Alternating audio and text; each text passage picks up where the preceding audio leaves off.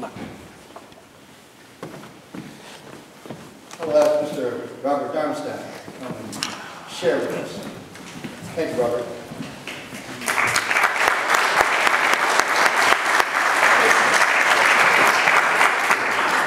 Well, this is also my first time on this side of the pulpit, but Scary, isn't it?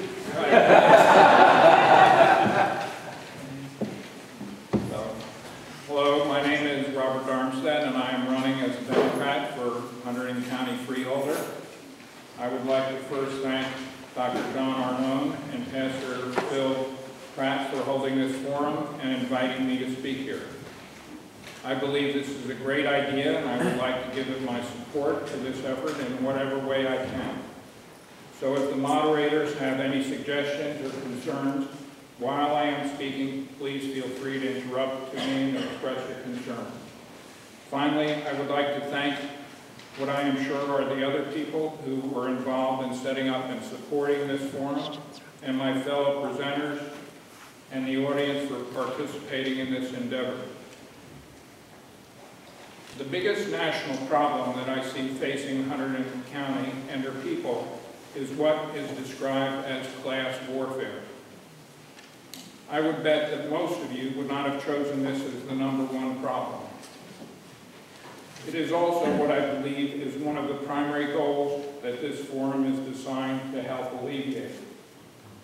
I am going to tell a few short stories which I build on to illustrate why I think this is a problem. The first story relates to my campaign. The Tewksbury Democrats recently sponsored an ad for my campaign in the local Tewksbury Times paper. In the ad, I discussed my position in general terms. I also gave my cell phone number if anybody would like to discuss or support my campaign. I received one message, and here is the transcript from a woman who did not leave her name, but I believe may be representative of a greater number of disaffected voters. So here's her quote. Hi, hardly needed to get to the end of your comments in the Tewksbury Times to see you were a Democrat. Just wondering what dirty work you have in mind for our county. You never do have specific recommendations that you feel would benefit the county. Just whine and complain about the current status. I'd love to hear what you're planning for us. Sounds to me you're just a disgruntled Democrat, not happy to be amongst the real people. So, I think she believes I am at war with her. I do not believe our interests are that far apart, other than the one where I leave town. I believe that for both of us, a clean, safe environment, reasonable work opportunities, adequate health, education, and retirement services and benefits, and a functioning democracy with stable international political scene and the expectation that similar conditions will exist for our descendants is our common values. So in response to her, I would say, I am interested in maintaining and developing the conditions above, just like I believe she would be. I will give you some specific recommendations that I think will help alleviate the perception of class warfare. I don't think I whine and complain that much. To a comment, I'd love to hear what you're planning for us. That is why I'm here. It is a start. So seriously, I feel extremely lucky in my life in general, and lucky to be able to live in my community. But I do not take my luck lightly. I know it would have been very easy for it to go otherwise, and things are not guaranteed to continue so well. I do not like to push my luck, but I think it is worthwhile to take a risk for a better future for us all.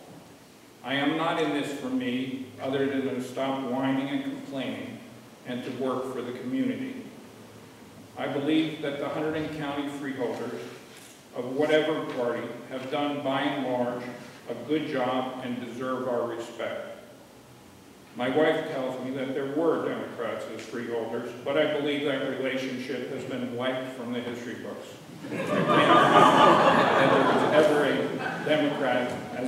freeholder, but there's a possibility.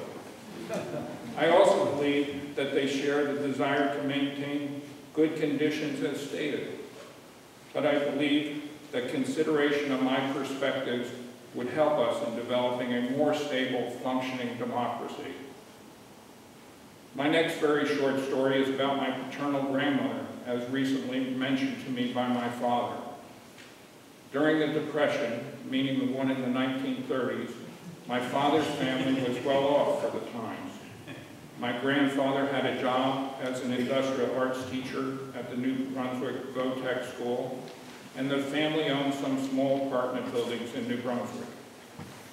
What my father told me recently that was surprising to me was that during this time, my grandmother would regularly hand out food to itinerant people who would come to her back door. What is surprising to me is that if anybody came to our back door today, I think that the majority of us would not react in the same way. So does this mean that we are now at war with people who are hungry and in need? I don't think so. But I do think we expect some level of government to deal respectfully with people who would need to come to our back door asking for food. The next short story relates to a freeholder meeting I went to this August. During it, a flu inoculation clinic was set up with the assistance of a local doctor.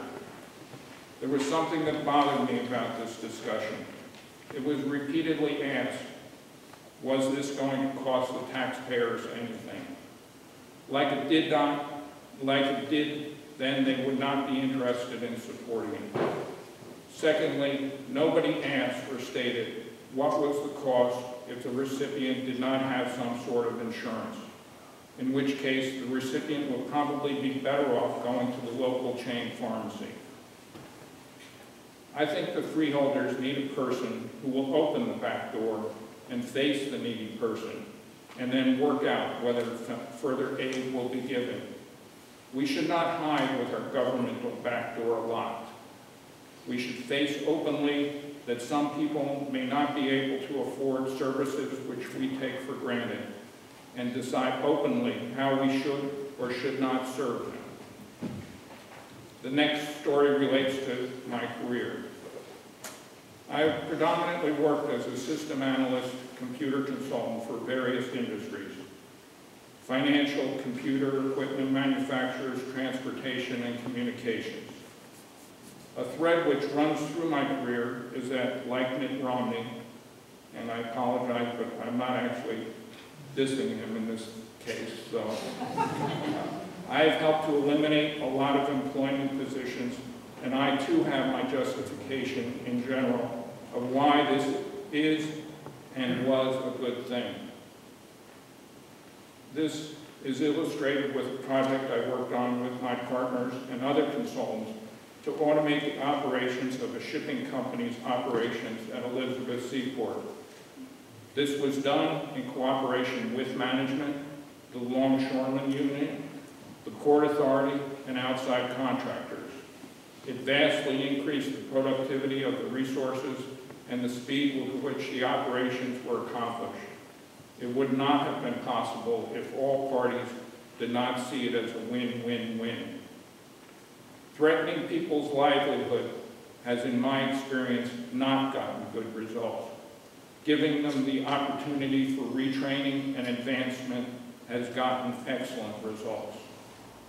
In addition, projects which have used outsourcing have in general not gotten either the productivity or quality gains they were being advertised to get.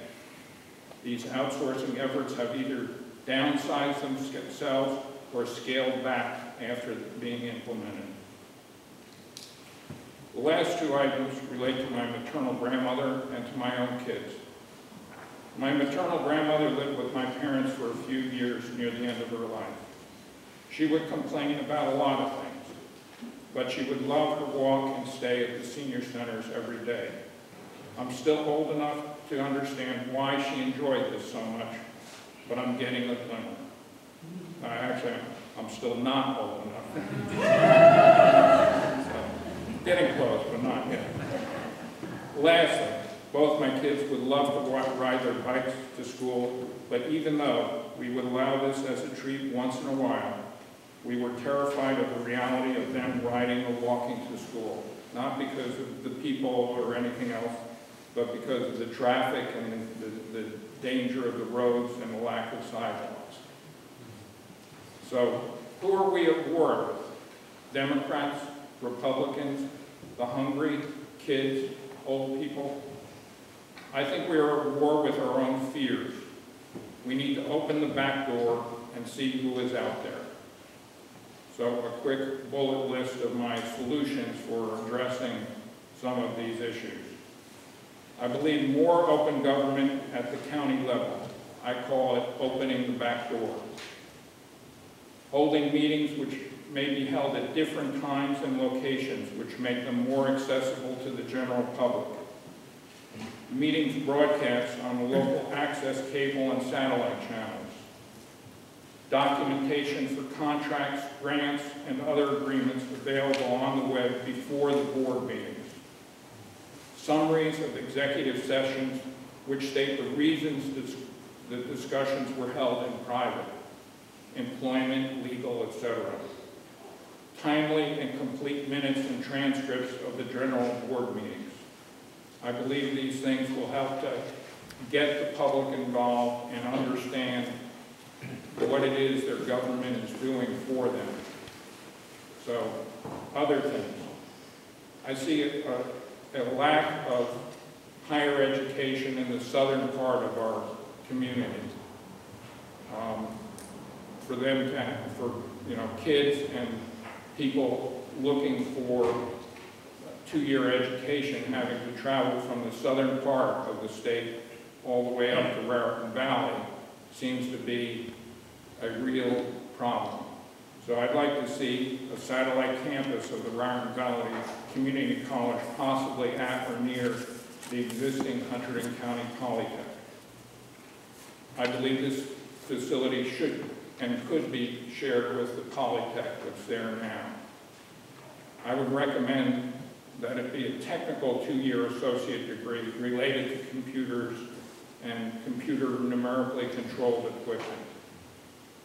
I think that this would offer a lot of opportunity, and this is not actually offered at other community colleges in the area. I think that it would be a good way of moving forward as far as our young kids. Labor relations. Instead of warring with our county employees, let's create an environment of win-win. Retraining and advancement can be extremely productive. Bob, you have 2 minutes. Okay. Outsourcing may be good for politicians, but it is probably not good for the employees or for the general public. Management needs to take responsibility for results. Services. Safe routes to schools. There's federal funding available, and I don't know if the county government's even looked into it, but for providing paths and sidewalks for getting to school. Satellite senior centers, maybe in conjunction with local churches. So these are some of my,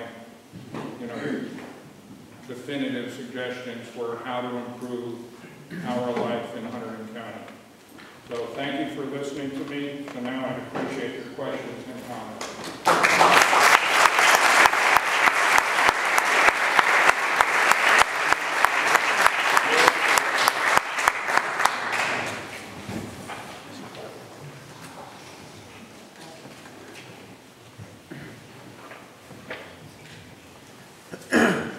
You have an amazing sense of timing.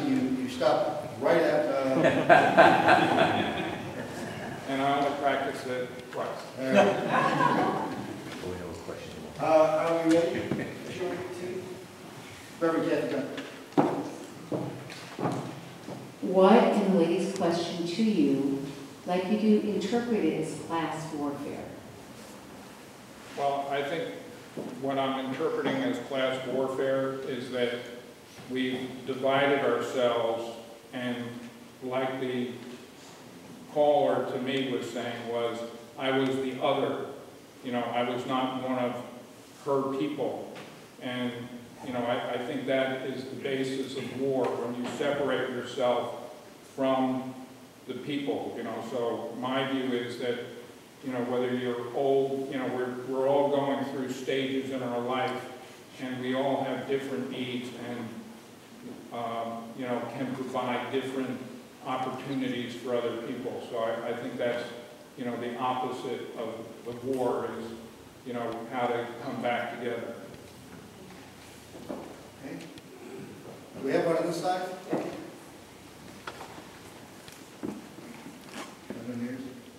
Do you feel that government should indirectly benefit from the handouts you mentioned? Once people are indebted to the government, don't they vote for those who helped?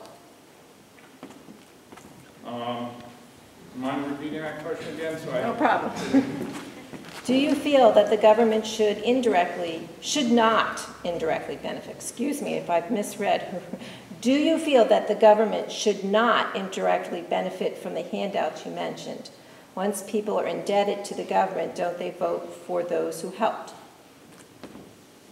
I think that there is an element of where, when people are helped by something, they tend to feel that they're indebted to them. So yes, if your government is helping you and people are helping you, your representatives are helping you, I think you should feel a degree of debt to that person or organization, yes. But is it a bad thing? I don't think so. I think that's what life is partly about, is those relationships of, caring, and feeling grateful.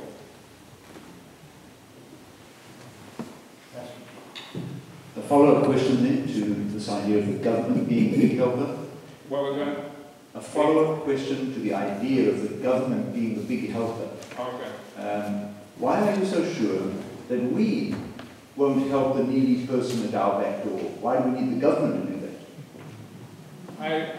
I see that it's not happening a lot of times. In other words, as a small example, that when I was commuting into New York, there were a lot of homeless people who were begging, etc.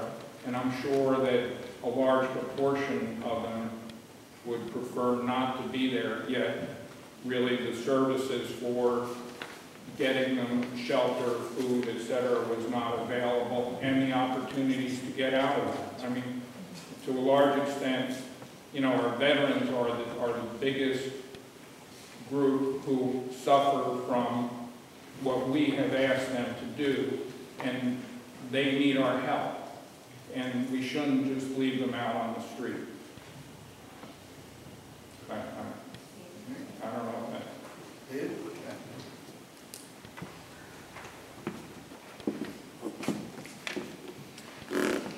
Our government in towns, counties, state, and on the national level that dictate that no mention can be made to God, eliminates prayer before sporting events, or doesn't allow any Christmas songs that mention Jesus or any religious figures.